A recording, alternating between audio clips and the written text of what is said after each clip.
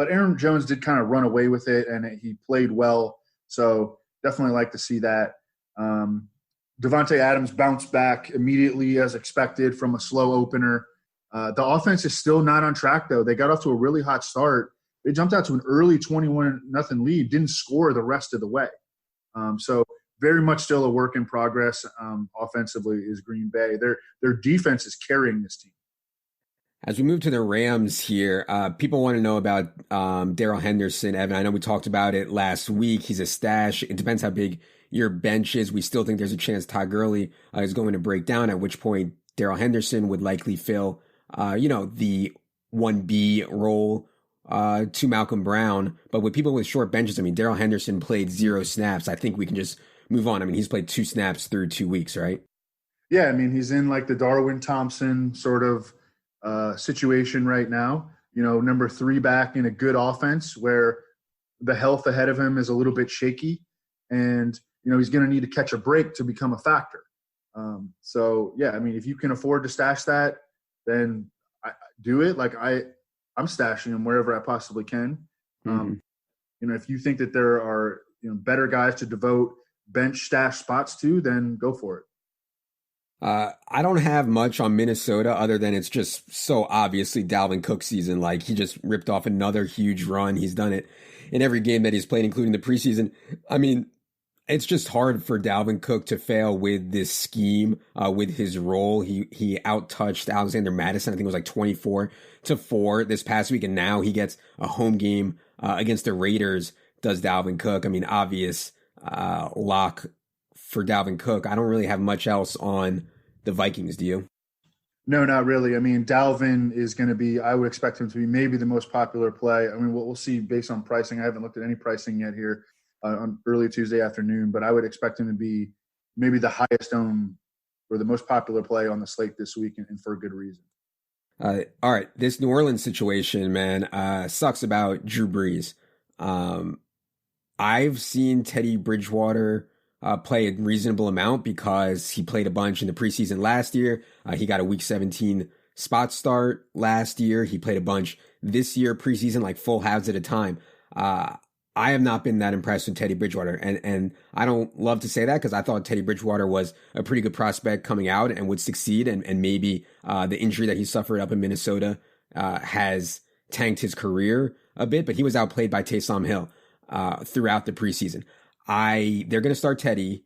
I'm not optimistic about Teddy sustaining the value for Michael Thomas and Alvin Kamara. And like, I know people want to say like when these backup quarterbacks come in, well, they'll just run the ball more. It'll be fine for Alvin Kamara. Like, it's just not it. Like, you are going to lose red zone opportunities. You are going to lose time of possession. When your offense is not as efficient, you don't get as many plays off. So there's a lot of reasons to downgrade the Saints guys. What do you think about Teddy at this point in his career? And how much are you downgrading Michael Thomas, Alvin Kamara? Really takes down the value of a guy like Latavius Murray, because your thought process behind a guy like that is that this is going to be an octane offense where going to dominate, pretty much facets. Their offense is good, their defense is good, their offensive line is great. With regard to Teddy, yeah, I mean, I think that he's like at risk of losing too many snaps to Taysom Hill to be usable in any kind of a format. I would prioritize him in 2 quarterback leagues below Daniel Jones, below Mason Rudolph. It's not a good situation. I mean, Michael Thomas' expectation, I think, goes way down. I mean, he's still going to get a good number of targets, but they're going to be less efficient targets based on Taysom Hill playing more. And he's not a passing quarterback really. And then Teddy Bridgewater, a big downgrade from Drew Brees. So, yeah, I mean, it's a big gut punch to the entire offense. Call me crazy. I think the Saints should get back Ryan Griffin and they'd still be on track to make the playoffs and when they get Drew Brees back. Am I insane? I mean, that's aggressive. That's aggressive. Okay.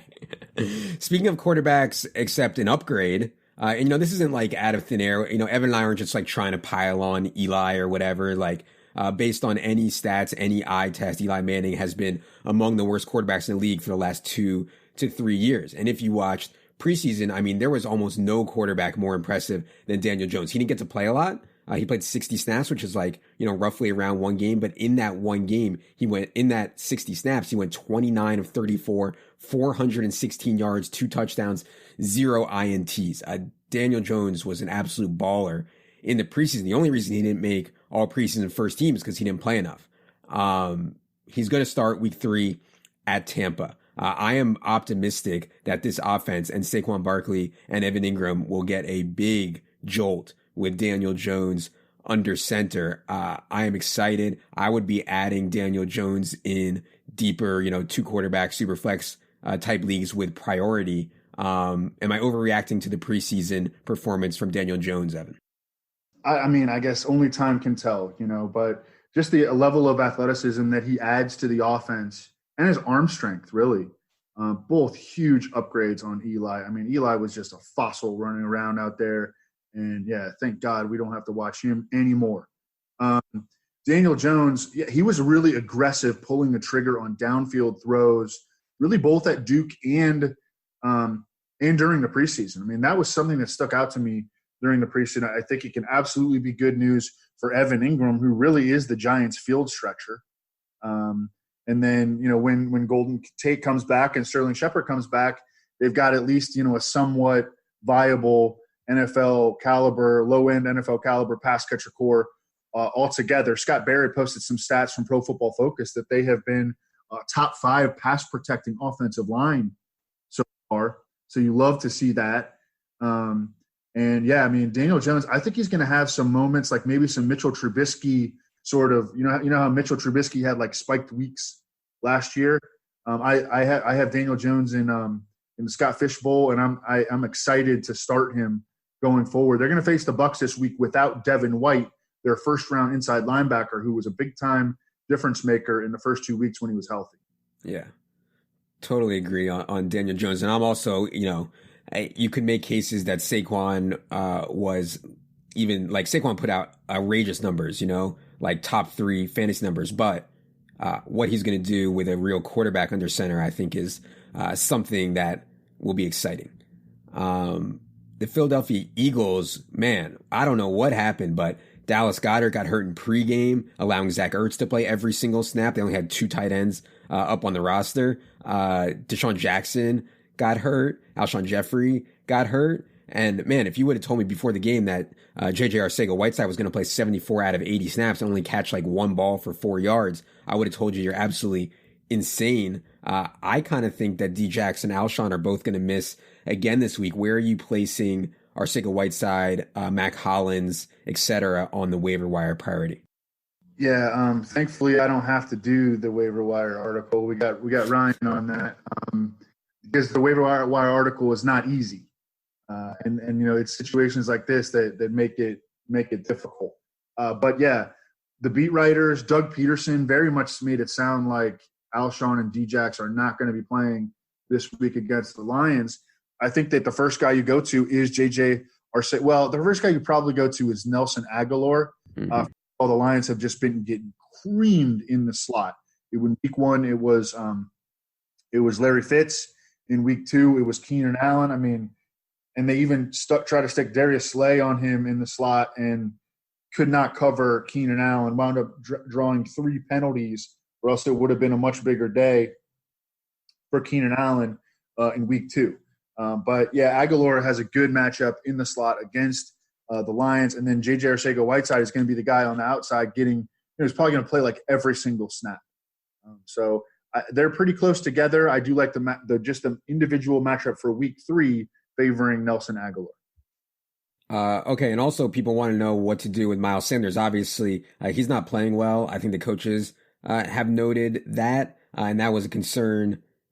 What he needed to do to separate from a committee was to play really well and just blow Jordan Howard and Darren Sproles out of the water. He's not doing that now. It's a major concern. Obviously, we don't want to drop Miles Sanders, but people are already asking the question, Evan. Yeah, I mean, really shouldn't have been a guy that you were ever leaning on as an early season starter, and was a guy that we kind of knew he was going to have to work his way into a feature back role. And like you said, he has not done that. He has held on to the football, which was a problem for him at Penn State, but he's not finishing through final contact. He's bouncing too many runs outside. He's trying to get used to the running scheme and just the overall flow of the offense. And they've had some offensive line. They've also lacked offensive line continuity. I mean, Jason Kelsey, their center, came out of last week's game, for instance, and they've had to juggle some guys up front. So everything is not clicking for their running game. He is playing the most in the backfield. He's still getting the most opportunities. But right now, I think you view him as an RB4 on your bench. I was optimistic, or maybe not optimistic, but I was hopeful that with Tevin Coleman down for the 49ers, Matt Breida would become, not 50-50, but 60-40 or 70-30 or, God forbid, 75-25 over Raheem Mostert and Jeff Wilson. But while this game was close in week 2, and it wasn't close for that long, but through 2.5 quarters when it was reasonably close, Matt Breida 13 touches, Raheem Mostert 11, Jeff Wilson 2. And I mean, Matt Breida was just shredding. I think he averaged like 10.5 yards per carry or something totally insane. So that was a little bit frustrating for me. Still like Matt Breida, obviously a smash play in season long. I just can't give him more than, 15 touches in a game. How do you see this running back thing working out? Is there any chance for Breida to get 20 touches in a game? I don't think they want him there. I mean, look, the dude is, when he came out of school, Georgia Southern, he was like 184 pounds. Mm-hmm. So I'm going to continue to like him as an RB2 play, but for him to really get up into that RB1 range, like, it's going to take kind of like, quote unquote, good fortune, and injuries are not good fortune, but it might take another guy getting hurt. Yeah. And, by the way, if you haven't already dropped Tevin Coleman, I would just do it, because he's got a high ankle sprain, which is typically a 4 to 6 week injury. And when he comes back, like, he's not going to take this backfield away from Mostert and Breida and Jeffrey Wilson.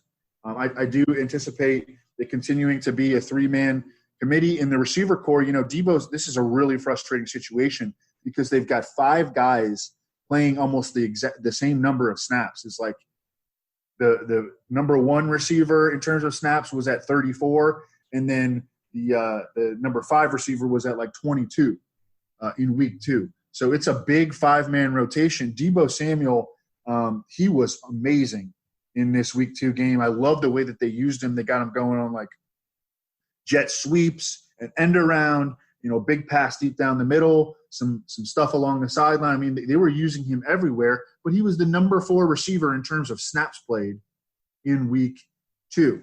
So these guys are just going to be really, really unreliable. I think George Kittle right now is the best buy low in all of fantasy football. Number 2 this week on Josh Hermsmeyer's air yards buy low model.